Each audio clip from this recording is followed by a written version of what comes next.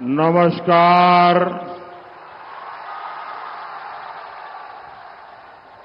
बोरोरा आमार प्रणाम नेबेन छोटोरा भालोबासा जलपाईगुड़ी के आराध्य देवता बाबा जलपेश और ब्राह्मरी देवी को मैं प्रणाम करता हूं। कुछ दिन पहले ही जलपाईगुड़ी के अनेक क्षेत्रों में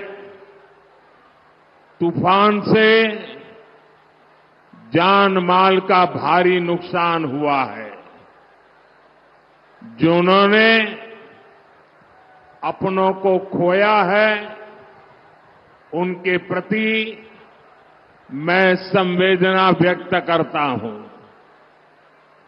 मैं घायलों के जल्द ठीक होने की कामना करता हूं। भाई और बहनों,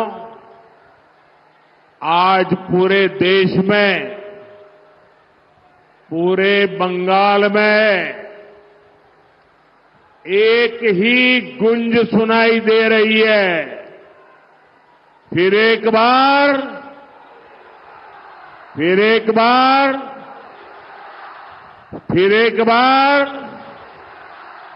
संपूर्ण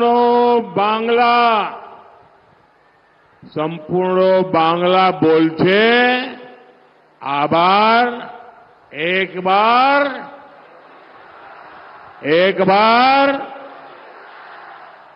जलपाईगुड़ी ने भी तय कर लिया है कि 19 अप्रैल को जयंत रॉय जी को रिकॉर्ड वोटों से जिताएंगे। साथियों, ये चुनाव सिर्फ एक सांसद चुनने का चुनाव नहीं है। ये सशक्त भारत के लिए एक सशक्त सरकार बनाने का चुनाव है। जितनी ताकतवर मजबूत केंद्र सरकार होगी, उतना मजबूत दुनिया का भारत पर भरोसा होगा।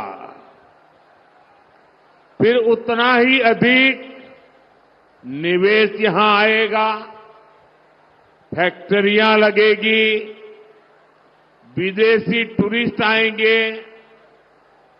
बीजेपी सरकार ने G20 की मीटिंग नॉर्थ बंगाल में इसीलिए रखी थी। मकसद यही था कि ये क्षेत्र इंटरनेशनल टूरिज्म मैच पर पहुंचे। आज केंद्र सरकार यहां चौड़ी सड़कें बना रही है, रेल कनेक्टिविटी बेहतर कर रही है। Dhupguri Jalpaiguri road, NJP station को आधुनिक बनाने के लिए भी तेजी से काम चल रहा है। ऐसे ही प्रयासों से नई नौकरियां, नए अवसर बनेंगे। हर परिवार का जीवन बेहतर होगा। सबको साथ लेकर, सबका विश्वास जीतकर सबका विकास करना ही तो भाजपा का लक्ष्य है। यही तो विकसित भारत का संकल्प है। एटाई तो विकसित भारतेर संकल्पो। और इस संकल्प के लिए आज हर भारतीय पूरी शक्ति से प्रयास कर रहा है। यहां जो लोग हैं, मेरी उनसे प्रार्थना है कि मैदान छोटा पड़ गया है। मैं जानता हूं आप मुझे देख नहीं पा रहे हैं, लेकिन आपके आशीर्वाद मुझे मिल रहे हैं, आपका प्यार मुझे मिल रहा है और ये उत्साह, उमंग, शायद ऐसी सभा, इतना विराट दृश्य, ये तो बहुत बड़े आशीर्वाद है आपके। साथियों, विकसित भारत के सपने को पूरा करने के लिए मेरा भी हर पल, हर क्षण देश के लिए है और इसलिए 24/7 मैं 2047 के लिए काम कर रहा हूं।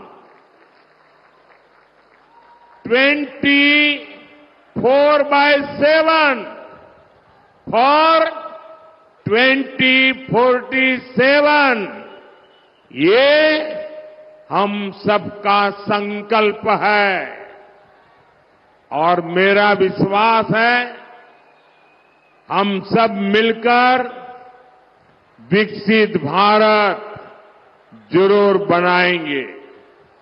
साथियों, एनडीए सरकार के 10 वर्ष गरीब एसटी परिवार, माताओं बहनों के जीवन को आसान बनाने के रहे हैं। आप याद कीजिए, जिन करोड़ों गरीबों के पास बिजली, पानी, गैस कनेक्शन नहीं था, उसमें बड़ी संख्या में हमारे SC/ST परिवार थे। शौचालय ना होने से हमारे SC/ST समाज की महिलाओं को सबसे ज्यादा परेशानी होती थी। सरकार की योजनाओं में भ्रष्टाचार का सबसे बड़ा नुकसान SC/ST परिवारों को उठाना पड़ता था। साथियों, आपने मुझे आशीर्वाद दिया और मैंने हालात बदलने का संकल्प लिया। हमने वंचितों को वरीयता दी। 2014 में बीजेपी सरकार बनी तो हमने एक दलित राष्ट्रपति देश को दिए। 2019 में बीजेपी सरकार बनी तो देश को पहली महिला आदिवासी राष्ट्रपति मिली। मुफ्त राशन और मुफ्त इलाज की योजना के अधिकांश लाभार्थी SC/ST वर्ग के ही परिवार है। अधिकांश SC/ST परिवारों को पहली बार पक्के घर मिले, पहली बार टॉयलेट, बिजली, पानी और गैस का कनेक्शन मिले। बीजेपी ने आदिवासी मंत्रालय का बजट कई गुना बढ़ाया। हमने आदिवासी परिवारों को 23 लाख से अधिक पट्टे दिए। हमने 400 से अधिक नए एकलव्य मॉडल स्कूल बनाए। साथियों, 10 वर्षों में 25 करोड़ देशवासी गरीबी से बाहर निकले हैं। हमारी सरकार की योजनाओं ने गरीब के जीवन को आसान बनाया है। हमने गरीब का स्वाभिमान लौटाया है, उसका गौरव बढ़ाया है और मोदी ने 10 साल में जो विकास कार्य किया है वो तो सिर्फ ट्रेलर है, ट्रेलर।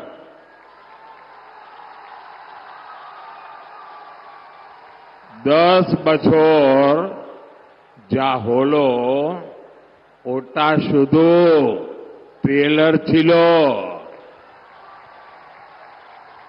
अभी हमें देश को बहुत आगे ले जाना है। हमें भारत को दुनिया की तीसरी बड़ी आर्थिक ताकत बनाना है। हमें गांव की 3 करोड़ बहनों को लखपति दीदी बनाना है। हमें नमो ड्रोन दीदी योजना से बहनों को ड्रोन पायलट बनाना है। हमें पीएम सूर्यघर मुफ्त बिजली योजना से गरीब और मध्यम वर्ग परिवारों का बिजली का बिल 0 करना है। साथियों, देश के हर गरीब का सशक्तिकरण बीजेपी सरकार की प्राथमिकता है। लेकिन गरीब कल्याण की मोदी की योजनाओं पर यहां की टीएमसी सरकार ब्रेक लगा देती है। केंद्र की बीजेपी सरकार ने गरीबों के पक्के घर के लिए लगभग 30,000 करोड़ रुपए भेजे। मोदी कहता है कि पैसा सीधे लाभार्थी के बैंक खाते में जाए, लेकिन टीएमसी कह रही है कि केंद्र का पैसा पहले उनके खाते में आए। अब आप मुझे बताइए, जनता के हक का पैसा मैं टीएमसी को कैसे लूटने दूं? साथियों, पश्चिम बंगाल की हर बहन के घर पर नल से जल आए, इसके लिए केंद्र सरकार पैसा दे रही है। लेकिन उत्तर बंगाल में नल से जल पहुंचाने वाली योजना का लाभ ठीक से नहीं मिल पा रहा। मोदी ने यहां की लाखों बहनों को मुफ्त गैस कनेक्शन दिया है। नई पीढ़ी के जो लोग अपना परिवार बसा रहे हैं, उन्हें भी मैं मुफ्त गैस कनेक्शन देना चाहता हूं। लेकिन भ्रष्ट, गरीब और एससी एसटी विरोधी टीएमसी सरकार ये होने भी नहीं दे रही है। आयुष्मान भारत योजना से देश भर के करीब 30,000 अस्पतालों में 5 लाख रुपए तक मुफ्त इलाज मिल रहा है। टीएमसी की गरीब विरोधी सरकार इस योजना को भी बंगाल में ये लागू ही नहीं होने दे रही है। साथियों, टीएमसी की किसान विरोधी सरकार पीएम किसान निधि में भी रोड़े अटकाती है।